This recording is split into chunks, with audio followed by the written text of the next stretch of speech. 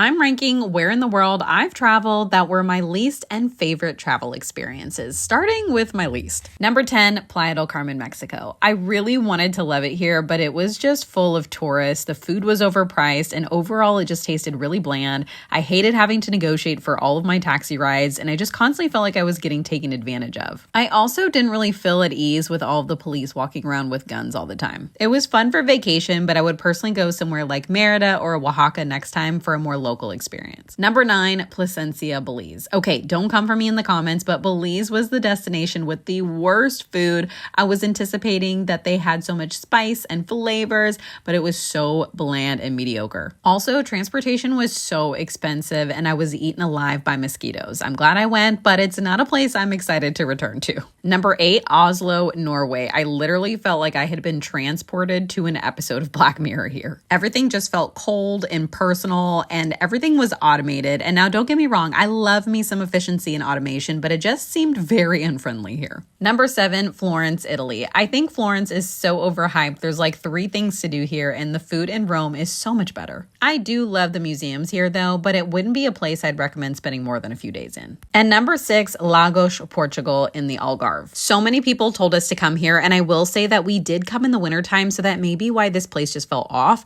Don't get me wrong, this place is stunning, but we did feel like we were the youngest people there outside of the locals, and it just reminded me of that scene in The White Lotus where they look around and it's nothing but old people at the pool. Yeah, that's the vibe here. But just a quick train ride away is Portimao, which was so much more local and way more lively. Be sure to follow for part 2.